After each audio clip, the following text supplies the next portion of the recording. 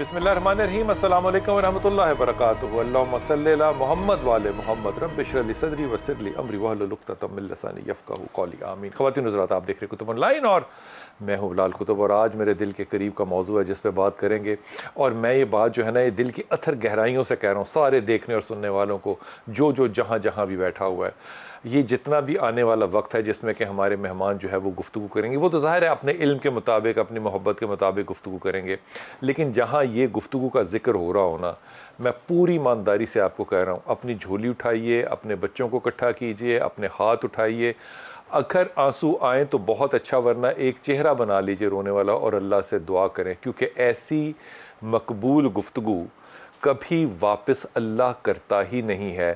جب ہم پڑھتے ہیں، تسبیح دیتے ہیں، تو کہتے ہیں آگے درود پڑھو، پیچھے درود پڑھو، کیوں؟ تاکہ وہ باندھ کے بھیجا جائے۔ میں نے ایک حدیث پڑھی، اس میں رسول اللہ صلی اللہ علیہ وسلم نے فرمایا درمیان میں درود پڑھو، تاکہ تمہاری دعا کی جو پرواز ہے وہ بہتر ہو اور زیادہ تیز ہو۔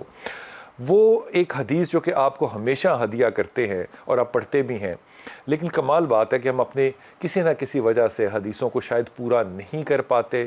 وہ جب میں نے پڑھی تو مجھے پہلی دفعہ حیرت ہوئی اس عمر میں آ کے کہ کمال ہے، میں نے حدیث ہی کبھی پوری نہیں پڑھی تھی۔ یہ وہ حدیث ہے جس میں کہ آپ تشریف لائے اندر، اور اما عائشہ سیدہ جو ہیں، انہوں نے سوئی جو ہے وہ آپ کے روشن چہرے کو دیکھ کے تو زمین سے ڈھونڈ لی۔ اب ہم ہمیشہ بات کو یہیں ختم کر دیتے ہیں۔ اس کے بعد میری ماں کا یہ جو جملہ ہے، یہ ہم پڑھتے ہوئے پتہ نہیں کیوں گھبراتے ہیں۔ میری ماں نے کہا یا رسول اللہ پاک صلی اللہ علیہ وسلم، آپ کتنے حسین ہیں۔ ایک بیوی اپنے شوہر کو کیا کہہ رہی ہے کہ آپ کتنے اچھے ہیں، آپ کتنے ہینڈسم ہیں، آپ کتنے حسین ہیں۔ وہ جملہ حسین کا بھی میرے خیال میں وہ لفظ جو ہے یہاں پہ پرونا نامناسب لگتا ہے۔ اس پہ اللہ کے رسول کا جو اگلا جملہ تھا نا، آئے ہائے ہائے، اللہ کے رسول کہتے ہیں کہ عائشہ، وہ لوگ جنت کا کبھی چہرہ بھی نہیں دیکھیں گے، وہ لوگ کبھی جنت کا چہرہ بھی نہیں دیکھیں گے۔ یا رسول اللہ وہ کون لوگ ہوں گے؟ کہا کہ جو بخیل ہوں گے۔ اب اس بات کا کوئی تعلق نہیں بنتا، جو بخیل ہوں گے۔ بخل پتہ کس کو کہتے ہیں؟ جو چھپا کے رکھے، جو کم خرچے، بیوی خرچہ مانگے وہ نہ دے، یا حساب کتاب میں بہت زیادہ تگڑا ہو۔ بخل جو ہے وہ رکھنے والا شخص کبھی جنت میں نہیں جائے گا۔ اماں نے کہا کہ یا رسول پاک صلی اللہ علیہ وسلم، یہ بخیل کون ہوگا جو جنت کا کبھی چہرہ نہیں دیکھے گا؟ کہا وہ جس کے سامنے میرا نام آئے اور وہ اللہم صلی علی محمد وعلی محمد نہ کہے، جو مجھ پہ درود نہ بھیجے میرے نام کے آنے پہ، وہ بخیل ہے، اور بخیل کبھی بھی جنت کا چہرہ نہیں دیکھے گا۔ آج اس پہ درود شریف پہ انشاءاللہ بات کریں گے، اس کی برکات پہ ذکر کریں گے، اور اپنے مہمانوں کی اس پہ رائے لیں گے۔ خواجہ معین الدین قریجہ صاحب، السلام علیکم سر۔ جی وعلیکم السلام۔ خیریت سے صاحب بڑی مہربانی۔ حضور ہمارے ساتھ سجاد مسعود قریشی صاحب ہیں، السلام علیکم سر۔ السلام علیکم۔ خیریت سے؟ جی اور ہمارے ساتھ کراچی سے ہوں گے شہریار داؤد بھائی۔ داؤد بھائی السلام علیکم۔ وعلیکم السلام خیریت سے ہیں آپ داؤد بھائی؟ الحمدللہ رب العالمین۔ یہ موضوع جو ہے نا خواجہ صاحب، یہ دلوں کے بڑا قریب ہے کہ درود پڑھنا چاہیے۔ آپ درود پڑھتے ہیں ذکر کے طور پہ؟ جی میں پڑھتا ہوں۔ جی درود کیوں پڑھنا چاہیے خواجہ صاحب؟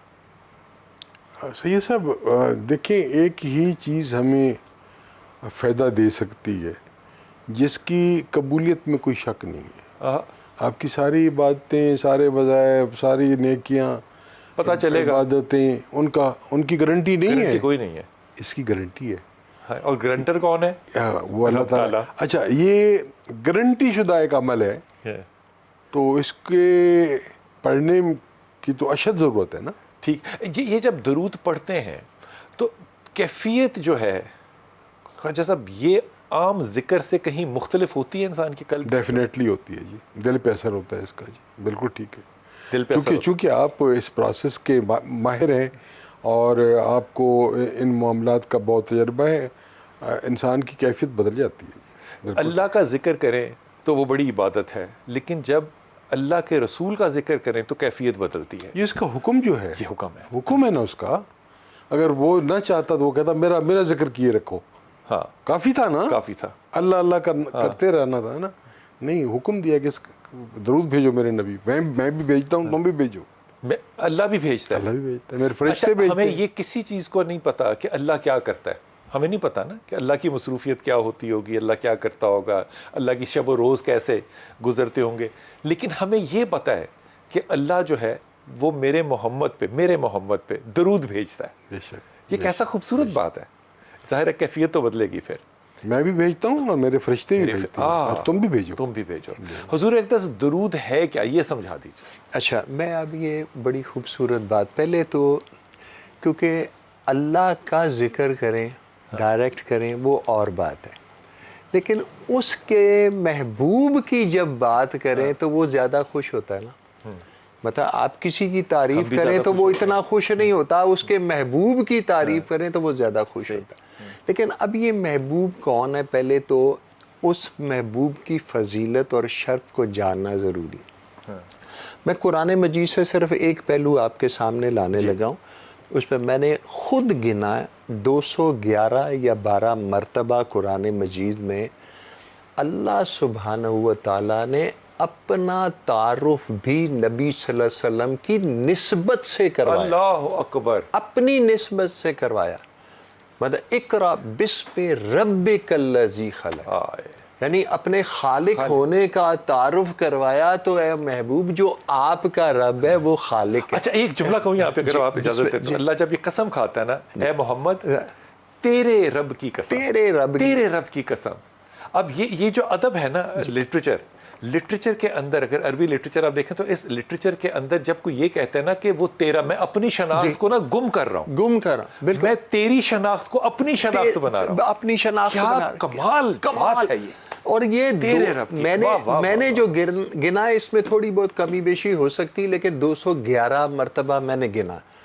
رب کا, ربی کا و ربا کا, یہ 3 الفاظ استعمال کیے. اللہ نے پورے قرآن میں اپنی تعریف جہاں بیان کی, اپنا تعارف جہاں بیان کیا, وہ نسبت محمد صلی اللہ علیہ وسلم سے کروایا اس نے. وہ جہاں جہاں آپ پڑھتے چلے جائیں تو بندہ نہال ہونا شروع ہو جاتا ہے, کیونکہ قرآن کی طرف ہی جائیں گے. قرآن ہی تعارف ہے نبی پاک صلی اللہ علیہ وسلم. صاحب اس میں یہ بھی ایک پہلو ہے, غور فرمائیے کہ جو اللہ کہتا ہے وہ حکم ہے, میں اس کو اگر کلام اللہ کلام اللہ کلام اللہ کو میں ریپیٹ کروں تو مجھے ثواب ہے. جی بالکل صحیح, ٹھیک ہے نا. اور میں تو اس حد تک بھی جاؤں گا کہ اس کو قبلہ رخ ہونا چاہیے یا وضو ہونا چاہیے, سارے لوازمات جو میں کہوں گا کلام اللہ ہے. اب وہ کلام جو اللہ کہتا ہے, مجھ سے نہیں اللہ کہہ رہا, اللہ خود کہہ رہا ہے, اور جس پہ بھیج رہا ہے, وہ بھی تو کلام اللہ ہے نا. جی بے شک وہ بھی کلام اللہ. یہ درود پاک جو ہے اس کو سمجھنے کے لیے ضروری ہے کہ اللہم صلی علی, تو یہ صلی کا لفظ جو ہے نا, اس میں اتنی وسعت ہے کہ میں بیان نہیں کر سکتا. میں تو اسی میں گم ہو کے رہتا ہوں. اور صلی سے کیا مراد ہے؟ صلی سے مراد یہ اصل میں وصل سے یہ لفظ جو ہے نا مشتق ہے.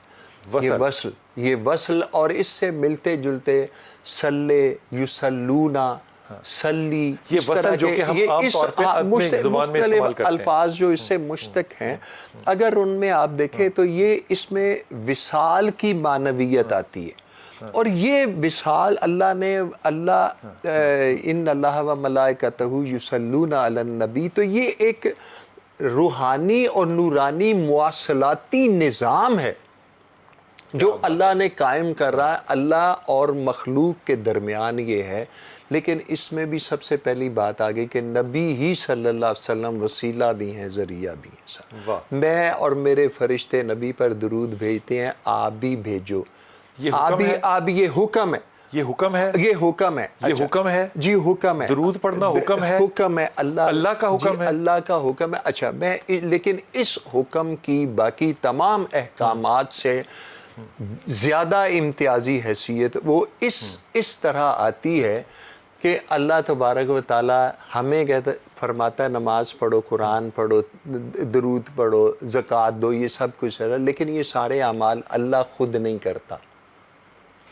اللہ خود نہیں کرتا. یہ ان عبادات میں اللہ خود انوالو نہیں ہے, لیکن یہاں وہ اور حکم بھی کس طرح دے رہا ہے کہ یار بندے میں بھی کر رہا ہوں, آپ بھی کر. کیا بات ہے. میں ایک چھوٹا, اچھا اس میں محبت بھی ہے, عاجزی بھی ہے, میں بھی کر رہا ہوں, تو بھی کر. اس میں چھوٹا سا اپنا ایک کتاب اگر آپ کی اجازت ہے, درود پاک میری بندگی کا منتہا, ہے درود پاک میری بندگی کا منتہا, ہم نشیں رب کا ہوا میں، واہ ہم زبانو ہم نوا، ہم نوا، واہ واہ واہ واہ واہ واہ واہ، ہم زبانو ہم نوا، واہ واہ، پیش کاری کے ادب سے میں نہیں ہوں بہراور، اس لیے کہتا ہوں یہ اللہم صلی اللہ، سبحان اللہ سبحان اللہ سبحان یہ اللہ سبحان کتاب میں اللہ۔ نے اور ایک بات اس میں صرف شامل کر دوں کہ رشتہ جب یہ کہہ رہے ہیں نا، تو میں جب اللہم صلی اللہ محمد وآل محمد کہتا ہوں تو میرے دل میں اس وقت گمان یہ آتا ہے، جو خدا کرے کہ بالکل ٹھیک ہو، کہ اللہ بھی اسی طرح کہتا ہے، اللہ بھی ایسے ہی کہتا ہے جو کہ میں کہہ رہا ہوں۔ داؤد بھائی آپ نے ساری گفتگو سنی، آپ کو صرف ہدیہ کرتا ہوں امام غزالی کا ایک جملہ۔ امام غزالی ایک بڑا خوبصورت بات کہتے ہیں، وہ کہتے ہیں کہ اپنے آپ کو 24 گھنٹے ہر وقت اگر ہوش میں بھی ہو اور یا نیند میں بھی ہو تو وہ تو قبلہ رخ ہم عام طور پہ کرتے ہیں، وہ کہتے ہیں قبلہ مدینہ کر کے سونا ہے۔ اور کیا کیسے کرنا ہے قبلہ مدینہ؟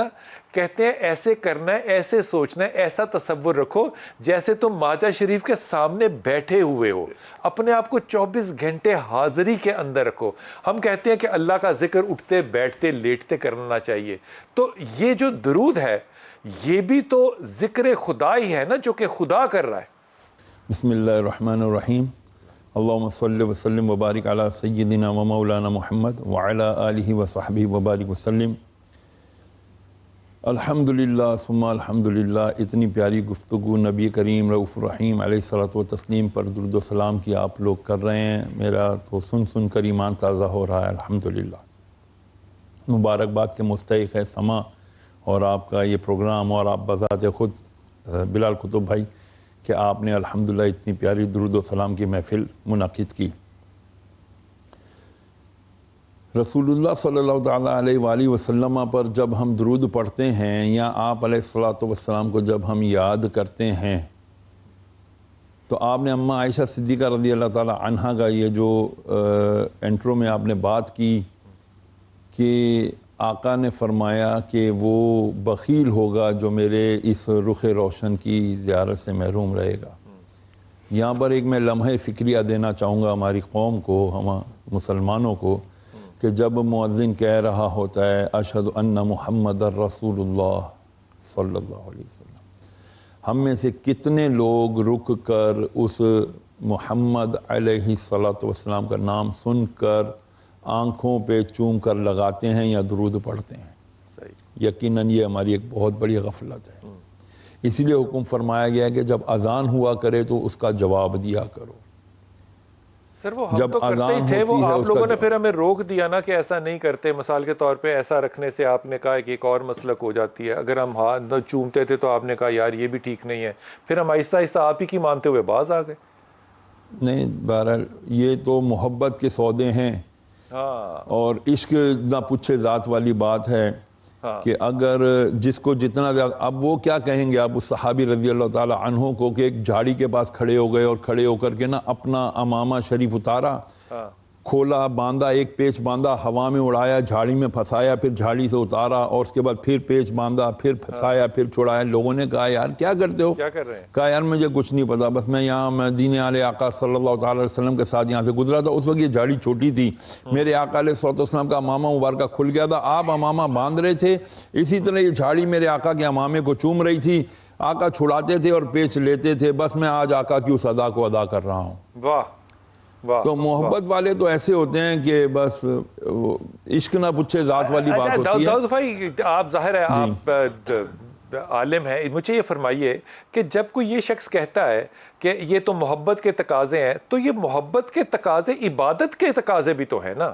اب کوئی شخص جب وہ کر رہا ہے جو کہ رسول نے کیا صلی اللہ علیہ وسلم نے، چاہے وہ وہاں پہ سائے میں حضرت عمر خطاب کا لیٹنا ہو، چاہے صحابی کا وہ جھاڑی پہ سے امامہ اتار کے پہننا ہو، جو نبی نے کیا وہی میں کرتا ہوں، جیسے نبی نے نماز پڑھی ویسے ہی پڑھوں گا۔ میں ایسا تو نہیں ہو سکتا نا کہ قبلے کی طرف رخ نہ کروں تو میں بیت المقدس کی طرف منہ کر لوں تو نماز ہو جائے۔ جو نبی نے کیا وہ صرف محبت کا تقاضا تو نہیں ہے، وہ عبادت کا تقاضا بھی تو ہے نا۔ بالکل ایسا ہی ہے، وہ محبت کا تقاضا بھی ہے اور عبادت۔ اچھا مجھے یہ بتائیں، اچھا ایک جملہ کہنا پھر آپ کہیں جہاں عبادت میں محبت داخل ہو جاتی ہے۔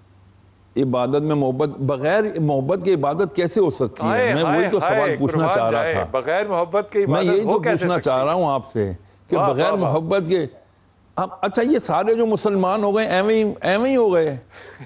جو مائیکل ایچ ہارٹ نے جو کتاب لکھی کہتا ہے کہ میں نے ٹاپ رینک اس لیے کیا کہ I found Muhammad the most complete and comprehensive personality of the history ہیں. اور آج بھی 1400 سال گزرنے کے بعد بھی لوگ اپنا فیتھ چینج کر رہے ہیں اس لیے کہ ان کے دل میں محبت پیدا ہو جاتی ہے محمد کی صلی اللہ تعالی علیہ وسلم. تو یہ جو محبت ہے یہ درود ہے کیا؟ جب اللہ تعالیٰ نے چاہا کہ میں پہچانا جاؤں تو میں نے ایک نور تخلیق کیا. جب وہ نور تخلیق ہو گیا تب سے ہی درودوں کے سلام کے جو ہے نا نذرانے شروع ہو گئے تھے. واہ. پھر پوری کائنات تخلیق ہوئی انہوں نے بھی درود پڑھنا شروع کر دیا. فرشتوں نے، زمین آسمان، نباتات، جمادات سب نے درود پڑھنا شروع کر دیا. جب یہ نور مبارکہ زمین پر تشریف لایا، دنیا میں تشریف لائے تو بس پھر قرآن مجید بھی آ گیا، سب کچھ آ گیا. یہ ساری محبت کی کھیل ہے سر، یہ سارا گیم ہی محبت کا ہے. ہمیں سمجھنا ہے اللہ تعالیٰ نے تو نہیں، اللہ تعالیٰ نے چاہا میں نے چاہا میں پہچانا جاؤں تو میں نے جب جانا یہ پہچاننا چاہا تو میں نے کیا کیا؟ اپنے نور سے نور محمد کو تخلیق کیا اور اس سے مجھے محبت ہے اور میں نے اسی لیے حکم فرما دیا کہ میں میرے فرشتے درود پڑھتے ہیں تو تم بھی پڑھو. بڑی پیاری بات کی حضرت نے قبلہ نے کہ بھئی وصل سے نکلا ہے. ہم درود پڑھتے ہیں کیوں پڑھتے ہیں؟ فائدہ تو ہمارا ہی ہوتا ہے نا، لالچی بھی ہم ہی ہیں. وصل، ہمیں وصل چاہیے، ہمیں اللہ کا قرب بھی چاہیے. جو درود پڑھنے والا ہوتا ہے نا اسے ڈائریکٹلی اور انڈائریکٹلی اللہ کا قرب ملتا ہے. اور وہ قرب کس کے تھرو ملتا ہے؟ نبی آخر الزمان محمد رسول اللہ صلی اللہ تعالی علیہ وسلم کے. میرے ساتھ رہیے کہ میں چھوٹے سے وقت پہ جاؤں گا، واپس آؤں گا اور اسی بات کو آگے شروع کریں گے انشاءاللہ تعالیٰ. اور اس بات کو ذہن میں رکھیے گا کہ بہت سے ہمارے پڑھے لکھے دوست جو ہیں وہ جب روایتیں سنتے ہیں تو وہ اکثر کہہ دیتے ہیں یہ کہ نہیں یہ روایت جو ہے وہ ذرا ضعیف ہے، یا جو بھی کہہ دیتے ہیں وہ لفظ، میں تو وہ لفظ بھی نہیں استعمال کرنا چاہتا. تو ہمارے ایک استاد نے بڑی اچھی بات کی تھی. انہوں نے جب یہ حدیث پیش کی کہ اللہ جب اپنی پہچان دینا چاہتا تھا تو کسی دوست نے کہا کہ یہ تو آپ کو پتہ ہے کس کے راوی. انہوں نے کہا یار تینوں گل سن کے مزہ آیا ہے. وہ سارے لوگوں نے نا اس پہ درود پڑھنا شروع کر دیا، اللہم صلی علی. انہوں نے کہا اے ہوندا ہی فرق. اب اے ہوندا ہی جڑا فرق ہے نا یہ آپ سوچئے گا.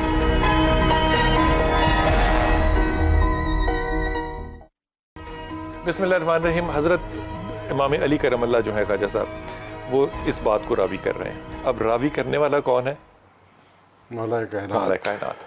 وہ کہتے ہیں میں مکہ میں رسول پاک صلی اللہ علیہ وسلم کے ساتھ جا رہا تھا تو جب ہم چل رہے تھے تو جتنے شجر تھے، جتنے پتھر تھے وہ درود پڑھ رہے تھے. اچھا میں کیونکہ ذرا تھوڑا سا نا سارکسٹکلی اگر بات کہوں تو قرآن پڑھنا چاہیے تھا، السلام علیکم کہنا چاہیے تھا. وہ درود پڑھ رہے تھے. راوی کون ہے؟ امام علی. اب وہ ذرا صحابی دیکھیے ابی ابن کعب جنہوں نے کہا تھا کہ میں اتنی عبادت کرتا ہوں تو 1/3. تو رسول پاک صلی اللہ علیہ وسلم نے اس کو کہا کہ اور بڑھاؤ اور بڑھاؤ. کتنا بڑھاؤ؟ انہوں نے کہا اچھا 1/3 حصہ صرف باقی عبادت کر لوں. تو آپ نے یہ نہیں کہا کہ ہاں. آپ نے کیا جملہ کہا؟ آپ نے کہا کہ ہاں اگر اور کر لو تو تمہارا فائدہ ہے اس میں. یعنی کہ ساری عبادات سے بالا ہو کر صرف درود کر لو تو اس میں تمہارا فائدہ ہے. درود وہ خواجہ صاحب عبادت ہے جو کہ مجھے فائدہ دے رہی ہے. اس پہ ذرا توجہ فرمائے کہ مجھے تو عبادت وہ فائدہ دے رہی ہے جو جنت میں لے کے جائے. درود مجھے کیوں فائدہ دے رہا ہے؟ میں سید صاحب آپ کو ایک حدیث کا حوالہ دینا چاہتا ہوں. بسم اللہ. اب اس سے یہ بات کلیئر ہو جائے گی. حضرت صوبان کہتے ہیں آقا علیہ السلام کو کہ آقا ہمیں آپ سے بہت محبت ہے. میں جب یہ سوچتا ہوں کہ دوسرے جہان میں آپ کسی اعلیٰ مقام پر ہوں گے اور ہم آپ کو کیسے دیکھ سکیں گے تو میں پریشان ہو جاتا ہوں. ہاں یہاں تو جب میں اداس ہوتا ہوں آپ کے پاس آ جاتا ہوں تو وہاں کیسے کریں گے؟ تو سرکار نے فرمایا صوبان جو جس سے جتنی محبت کرتا ہے وہ اس کے اتنے قریب ہوتا ہے اور تم میرے ساتھ ایسے ہوگے. اچھا یہ نہیں فرمایا تم نوافل پڑھو بھائی، قرآن پڑھو، عبادت کرو، تم اچھے کام کرو، لوگوں کی خدمت کرو نا. فرمایا میرے ساتھ محبت کرو گے تو اس جان میرے ساتھ ایسے ہو. اچھا آپ جو یہ بات کہہ سکتے ہیں نا وہ باقی کہتے ہو تو خواجہ صاحب ڈر سا نہیں لگتا کہ معاملہ جو ہے جو طے کیا میرے نبی پاک صلی اللہ علیہ وسلم نے وہ اس پہ نہیں کیا کہ آپ کی کتنے فضائل عبادات میں ہیں. جی فیصلہ کس پہ کیا؟ محبت پر، کہ محبت کتنی ہے. تو جب دین میں سے، مذہب میں سے، کسی عبادت میں سے اگر محبت نکال دیں تو رہتا کیا باقی؟ نہیں اس میں سید صاحب تھوڑا سا مہربانی فرمائیں، آپ کوئی جو ہے نا پولیٹیکل بات کر رہے ہیں، میں عبادات کی بات نہیں کر رہا، میں صرف محبت کی بات کر رہا. واہ، اس میں تو عبادات کا ذکر ہی نہیں ہے اس حدیث میں کہ سبحان تم جتنی عبادت کرو گے تم اتنے میرے قریب ہوگے، میرے قریب ہوگے. وہاں تو وہ عبادات والا جو کنسیپٹ ہے اس کو تو سرکار نے کنسیڈر ہی نہیں کیا. کنسیڈر کیا تو صرف محبت کو کنسیڈر کیا ہے. واہ، تو آپ کیوں اس کو گھما پھرا کے بات کو لا رہے ہیں؟ آقا کی محبت ہی، پھر کہیں میں کیا کر رہا تھا؟ آقا کی محبت ہی ہے، ہی ہمیں بچا سکتی ہے اور کچھ نہیں بچا سکتی. یہ گھمانا پھرانا نہیں بالکل نہیں نا. دیکھیں آپ ایک چینل پہ بیٹھے ہوئے ہیں نا، آپ نے تو بہت ساری چیزیں دیکھنی ہوتی ہیں، لیکن حقیقت یہی ہے کہ جب تک آپ سرکار کے ساتھ محبت میں انوالو نہیں ہوں گے آپ کی بخشش نہیں ہوگی. تو نماز میں بھی جب تک درود نہیں ہوگا نماز نہیں ہوگی، نماز نہیں ہوگی. بالکل. تو حضور اقدس یہ جو میں جملہ کہہ رہا ہوں اس کو ذرا ٹھیک کیجئے گا اگر میں صحیح کہہ رہا ہوں، کہ اگر میں نماز پڑھوں اور میں سیدھا کھڑا رہوں، نہ میں رکوع کروں نہ میں سجدہ کروں، پڑھتا میں ساری نماز رہوں، تو نماز ہو جائے گی؟ نہیں ہوگی. ایسا تو نہیں ہو سکتا نا کہ نماز ہو جائے. کیوں مجھے وہ سارا کچھ کرنا ہے؟ کیونکہ نبی پاک صلی اللہ علیہ وسلم نے ایسا کیا. تو جب درود اللہ تعالیٰ پڑھتا ہے، جب ہدایت رسول پاک صلی اللہ علیہ وسلم کی درود پڑھنے کی، تو اس پہ ایک جملہ جو ہے نا وہ ہمارے بھائیوں کا یہ آتا ہے کہ یہ درود وہ چیز ہے جو کہ رسول نے تو نہیں کہا اپنے اوپر درود پڑھا کبھی. تو میں یہ کیا سوال کر سکتا ہوں کہ نماز تو بغیر درود کے ہو ہی نہیں سکتی؟ نماز میں درود جس مقام پہ رکھا گیا ہے، جی، اب آپ اگر ساری نماز کے آخر میں جا کے جب درود پاک پڑھتے ہیں تو وہ کلائمیکس ہے نماز کا. اس کے بعد آپ نے کیا کرنا؟ آپ نے اللہ اکبر کہہ کے ہاتھ باندھے، نماز ساری ادا کر لی، سب نماز ادا کر لی، کلائمیکس کے مقام پہ پہنچے. تو اب آپ یہ بتائیں کہ اگر تو آپ ساری نماز ہی پورے رجوع کے ساتھ، قلبی رجوع کے ساتھ آپ ادا کر رہے ہیں، پھر جب آپ کہیں کہ اللہم صلی علی محمد، اب نام زبان پہ آئے محمد صلی اللہ علیہ وسلم کا رجوع اور توجہ اس طرف نہ ہو تو کیا ہوا؟ تو نماز، تو پھر نماز کیا ہوئی؟ تو اللہ نے فرمایا کہ نہیں، ادھر توجہ کر کے اب اس سے باہر نکل. اچھا، یہ آپ کی بات کو اگر آپ اجازت تو آگے میں اس میں وہی بات ابھی میں وہ ایک سوال آپ کا تھوڑا سا میں بھی اس میں ذرا اضافہ کر دوں کہ صحابہ کرام، اولیاء کرام، متقین جو ہوتے ہیں نا وہ جنت کی خواہش کبھی نہیں رکھتے. متقی کبھی جنت کی خواہش نہیں رکھتے کیونکہ وہ کہتے ہیں یہ بھی خواہش نفس ہے، دنیا نہ مانگی تو جنت مانگ لی، یہ بھی نہیں، یہ بھی نہیں چاہیے. کیا فقیری، تو پھر کیا فقیری؟ تو فقیر اور عاشق کی طلب کیا ہوتی ہے؟ نبی علیہ الصلوۃ والسلام، اچھا طلب بھی وہ ہے جو اللہ کی ہے، جو اللہ اور اللہ کے رسول صلی اللہ علیہ وسلم کی ہے. آپ صلی اللہ علیہ وآلہ وسلم نے فرمایا جنت میں بھی مجھ سے سب سے زیادہ قریب وہ ہوگا جو مجھ زیادہ درود پاک پڑھتا ہوگا. کیا بات ہے. تو اب جنت کیا ہوئی؟ نبی علیہ الصلوۃ والسلام کا دیدار ہی ادھر نصیب ہوتا رہے تو جنت میں کچھ حوریں ہیں یا شہد کی نہریں ہیں یا دودھ کی نہریں ہیں، ہم نے کیا کرنی ہے؟ وہ کیا کرنی ہے؟ ادھر دیدار ہوتا رہے بس، اس کے لیے آقا کریم کی مسکراہٹ. آپ کی اجازت سے جی، وہ دیدار تو دور کی بات ہے، جہاں ذکر ہوتا ہو وہ بھی جنت ہی ہے، وہ بھی جنت ہے، وہ بھی جنت. آقا کریم کا جنت. اب اسی سے میں اس سے ذرا اپنے ایک شعر میں آپ کو بسم اللہ.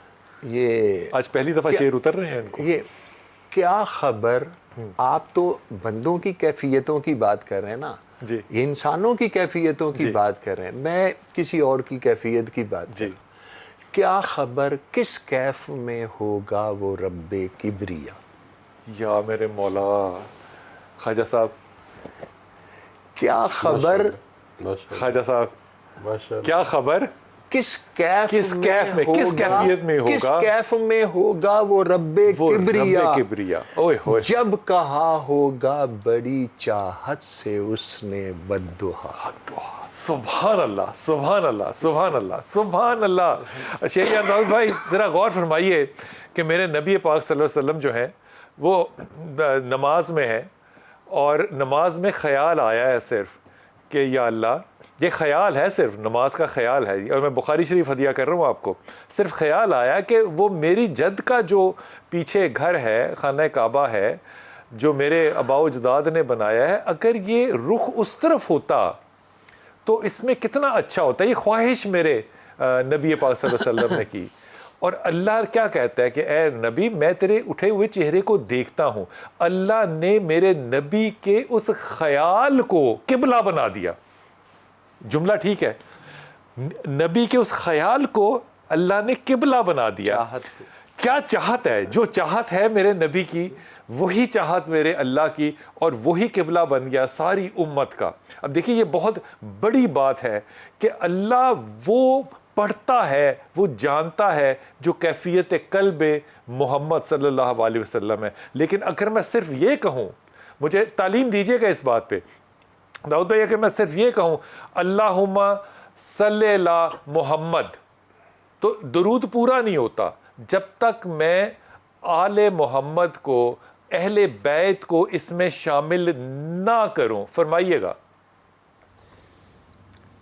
درود آل محمد کے بغیر پورا کیسے ہو سکتا ہے، آپ مجھے بتائیے نا، جبکہ اللہ عز و جل نے خود قرآن مجید میں اپنے پیارے حبیب علیہ السلام کی زبان حق ترجمان سے یہی فرما دیا نا کہ میں تم سے کچھ نہیں مانگتا۔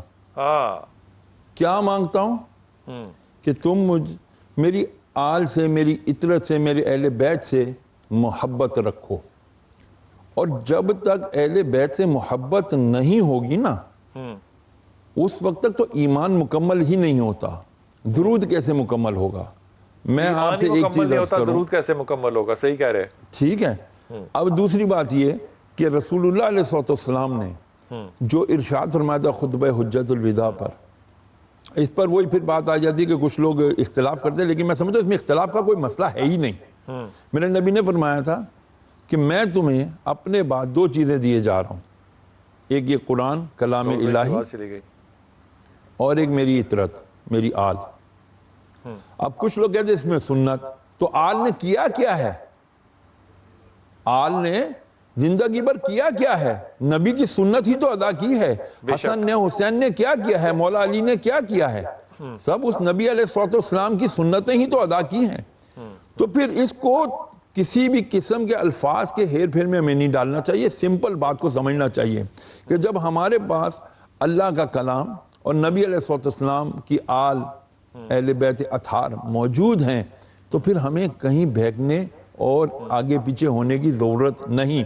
اگر ہم بہت دریا دلی کے ساتھ، وسیع القلبی اور وسیع الذہنی کے ساتھ سمجھیں تو اللہ عز و جل نے جو فرمایا وَاعْتَصِمُوا بِحَبْلِ اللَّهِ جَمِيعًا وَلَا تَفَرَّقُوا، اگر اس کو بھی اگر آپ بہت غور کر لیں آپ کو نظر یہی آئے گا کہ اگر ہمیں تفرقے سے کوئی چیز بچا سکتی ہے تو وہ اللہ کی رسی ہے۔ تو وہ اللہ کی رسی کیا ہے؟ یہ وہ اہل بیت اطہار ہیں، آل رسول ہیں۔ اگر ہم ان کے پیچھے ان کو پابندی کے ساتھ، بالکل احتیاط کے ساتھ ہم ان کو پکڑ کے رکھیں اور ان کے بتائے ہوئے راستے کے مطابق چلتے چلے جائیں تو خدا کی قسم بھیگنے کا سوال پیدا نہیں ہوتا۔ میرے ساتھ رہیے گا، میں چھوٹے سے وقفے پہ جاؤں گا، آپ کی بات کو آگے بڑھاؤں گا۔ وہ حضرت ابو دردہ کی مجھے بات یاد آ گئی۔ وہ حضرت ابو دردہ، کتنی آسانیاں فرمائی ہیں اللہ کے رسول نے ویسے ہمارے لیے، خدا کی قسم۔ ابو دردہ کہتے ہیں کہ جس شخص نے، اور وہ یہ روایت کر رہے ہیں، وہ کہتے ہیں کہ جس شخص نے صبح 10 دفعہ اور شام 10 دفعہ جو ہے وہ درود پڑھا رسول پاک صلی اللہ علیہ وسلم پہ، اللہ اس کو دوزخ کی آگ کبھی نہیں دکھائے گا۔ اتنا آسان کام امت کے لیے جو کر رہا ہو۔ اب دیکھ اور فرمائیے، یہ میں اپنے ساتھیوں کی بات کو نہیں بڑھا رہا آگے کہ وہ عبادات اتنی دفعہ کرے، وہ کہہ رہے ہیں درود پڑھے، وہ دوزخ کی شکل کو کبھی نہیں دیکھے گا، دوزخ کی حلاوت کو کبھی نہیں پائے گا۔ وہ درود پڑھنے والا کہاں ہوگا؟ جنت میں۔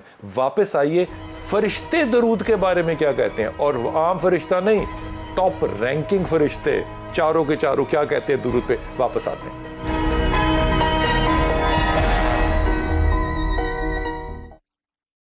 بسم اللہ الرحمن الرحیم. حضور رسول پاک صلی اللہ علیہ وسلم کی محفل بیٹھی تھی اور آپ کو یہ بات ہدیہ سوالتاً ہدیہ کر رہا ہوں یہ بات, تو وہاں پہ پل صراط کی بات ہو رہی تھی. تو رسول پاک صلی اللہ علیہ وسلم نے کہا کہ پل صراط بڑی مشکل کیفیت ہوگی, لوگ گریں گے, کٹیں گے, پٹیں گے, وہاں سے گزرے گا وہی جو کہ ایمان والا ہوگا. تو صحابہ جو ہیں وہ اس پہ رونے لگ گئے کہ اتنی مشکل میں ہمیں ڈالا جائے گا اس وقت, اور اتنی مشکل اور اتنے امتحان میں سے, مرنے کے بعد بھی ہم اتنے امتحان میں سے گزریں گے.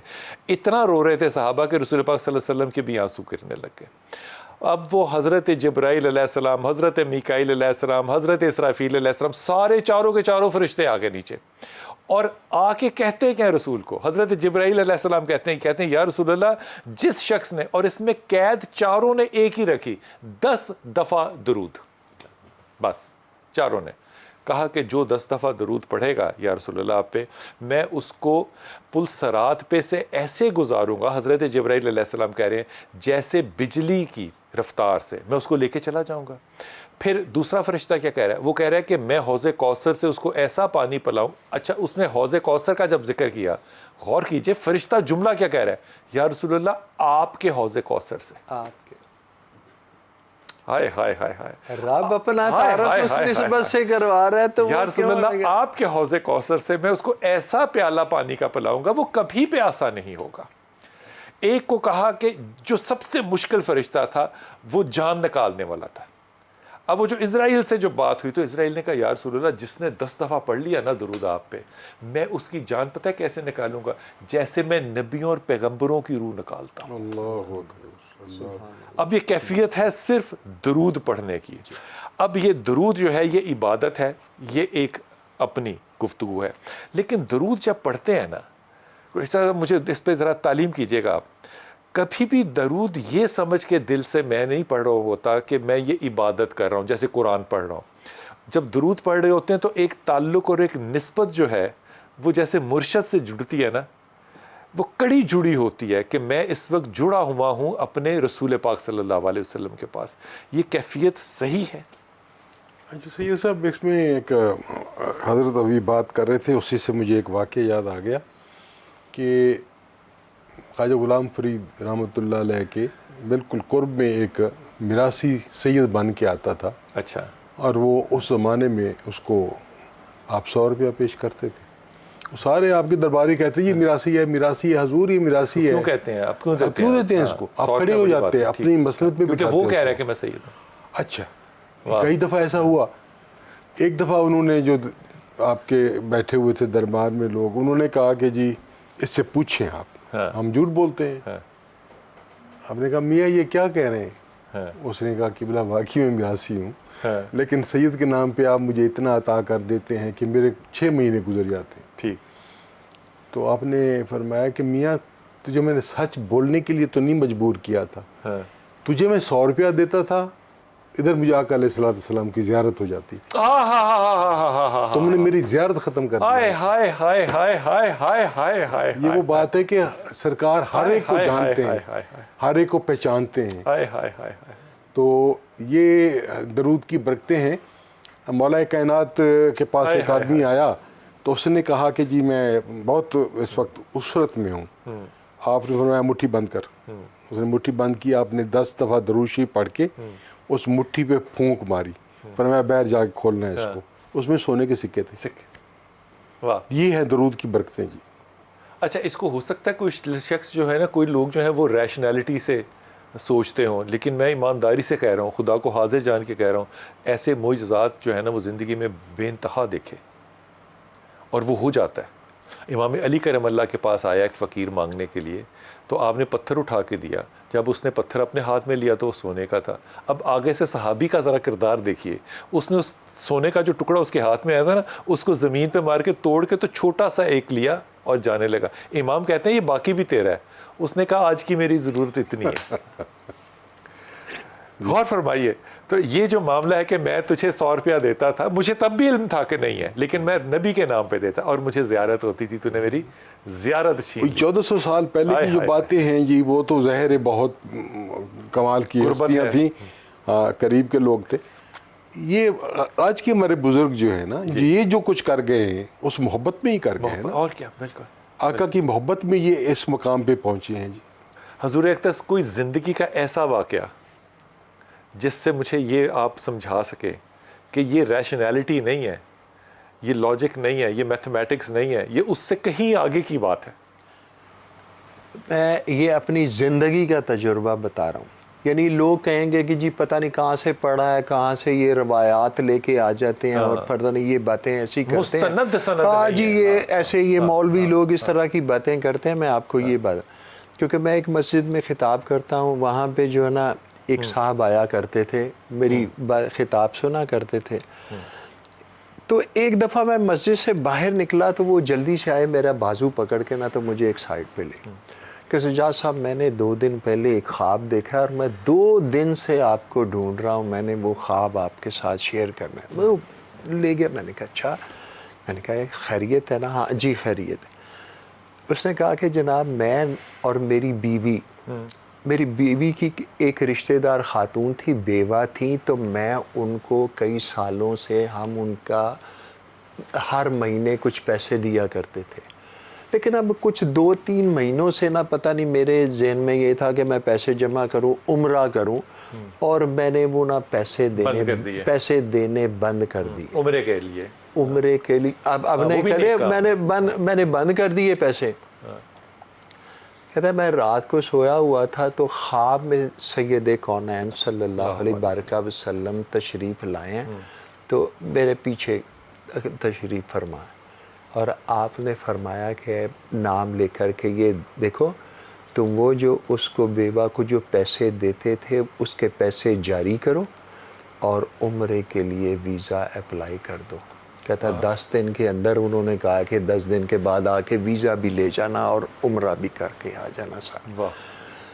تو یہ میں آج کے دور کی بات کر رہا ہوں. اگر کوئی کہے تو قرآن کی آیت سچی ہو گئی نا کہ وَاعْلَمُوا أَنَّ فِيكُمْ رَسُولَ اللَّهِ. اس بات کو علمی بنیادوں پر, یعنی تمام علوم کے اطوار جو ہیں وہ آپ استعمال کریں, قدسی علوم بھی کریں, عقلی علوم بھی استعمال کریں, اور یہ عقیدہ قائم کریں کہ وہ آپ میں موجود ہیں.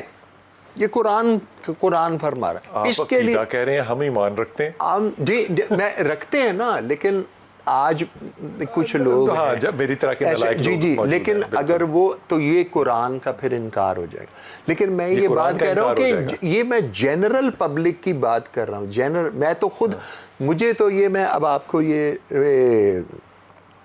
یا ایھا الذین آمنوا یہ صلوا علیہ وسلموا تسلیما, خدا گواہ ہے کہ میرا تو اس بات پہ ایمان اس لیے ہے کہ میں جب بھی سلام نبی علیہ الصلوۃ والسلام پر بھیجتا ہوں مجھے اس کا جواب ملتا ہے ایک کیفیت کی صورت میں. یہ تحفہ ہے لوگوں کے لیے.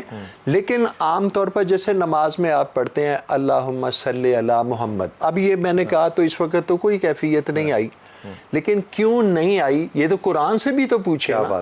قرآن تعلیم دے رہا ہے, وہ ہے سلموا تسلیما, کہ اس طرح پھر ہو کہ آقا کریم سامنے تشریف فرما ہے اور میں سر جھکائے ان کی بارگاہ میں سلام پیش کر رہا ہوں. تو اب جواب آ کیا بات ہے, کیا بات ہے. داؤد بھائی آپ نے گفتگو سنی. حضور اقدس میں کیونکہ بہت سے ہر شخص جو ہے یا ہر سوچنے سمجھنے والا شخص جو ہے وہ ظاہر ہے کئی طرح سے درود پڑھے جا رہے ہوتے ہیں. کچھ زیادہ تر ابراہیم درود پڑھا جاتا ہے.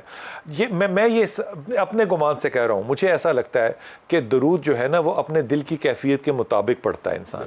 وہ جو بھی پڑھتا ہے اس کے اوپر رائے نہیں قائم کرنی چاہیے, پڑھ تو وہ درود ہی رائے. تو یہ جو پڑھنا ہے درود, اس کے اندر جو فضیلت ہے وہ کسی خاص درود کی ہے یا جو بھی کیفیت قلب ہو وہ جاری کر دینا چاہیے؟ دیکھیں نماز کے لیے تو رسول اللہ علیہ السلام نے چونکہ خود تعلیم فرمایا ہے درود ابراہیمی, تو ہم درود ابراہیمی ہی پڑھیں گے.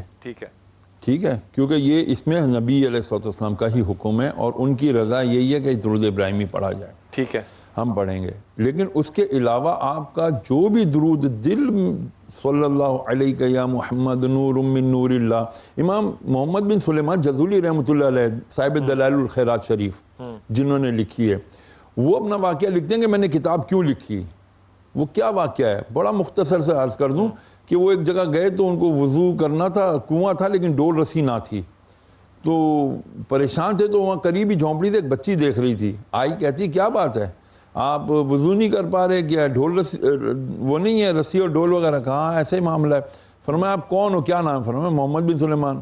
فرمایا اچھا، اس بچی نے اس کنویں کے اندر تھوک ڈال دیا، اپنا لعاب ڈال دیا، پانی اوپر آ گیا، پانی اوپر آ گیا تو آپ نے وضو کیا؟ پوچھا بیٹا یہ تیرے اندر اتنا کمال کہاں سے آیا؟ کہا اگر آپ اتنے وقت کے بہت بڑے شیخ نہ ہوتے تو میں کبھی نہ بتاتی، میں نبی کریم رؤوف الرحیم علیہ الصلوۃ والسلام پر دن رات درود و سلام پڑھتی ہوں۔ وہ آقا کہ جب وہ جنگلوں میں چلے جائیں تو چرند و پرند آگے سجدہ کر دیتے ہیں اور تمام شجر آپ پر درود و سلام بھیجتے ہیں، یہ درود و سلام کی برکت ہے کہ پانی اوپر آ گیا اور آپ نے وضو فرما لیا۔ تب آپ نے فرمایا کہ اب میں درود و سلام پر جو ہے نا کتاب لکھوں گا، اور پھر انہوں نے کتاب لکھی، اور جب آپ کے وفات کے 77 سال بعد امام سلیمان محمد بن سلیمان جزولی رحمۃ اللہ علیہ کو جب 77 سال کے بعد اپنی وہاں قبر سے نکال کے مراکش میں منتقل کیا گیا تو آپ کا کفن بالکل تازہ تھا، یہاں تک کہ کسی نے دیکھا کہ آپ نے وفات سے پہلے چند دن ایک آدھ دن پہلے ہی خط بنایا تھا، کسی نے آپ کے رخسار پر انگلی رکھی تو جیسے زندہ فرد کے چہرے پہ انگلی رکھو تو وہ خون پیچھے ہو جاتا ہے، سفید ہو جاتا ہے، اسی طرح جب انگلی اٹھائی تو واپس وہ خون اسی طرح دوران پا چکا کوئی تھا۔ دو رائے نہیں یہ ہے انتہائی غلاموں ممنون، کا۔ لیکن وہ تسلی جو ہے وہ تو ہوتی نہیں ہے، کیونکہ محبت کے اندر جس دن تسلی ہوگی اسی دن موت ہے۔ لیکن یہ غور فرمائیے گا کبھی کہ سلطان محمود غزنوی ہو، صلاح الدین ایوبی ہو، حضرت خالد بن ولید ہو، نور الدین زنگی ہو، کوئی بھی ہو، یہ سارے لوگ جو ہیں ان میں ایک کامنالٹی ہے، یہ درود پڑھنے والے ہیں۔ مسلمانوں نے عروج کب پایا؟ جب وہ درود و سلام کرتے تھے۔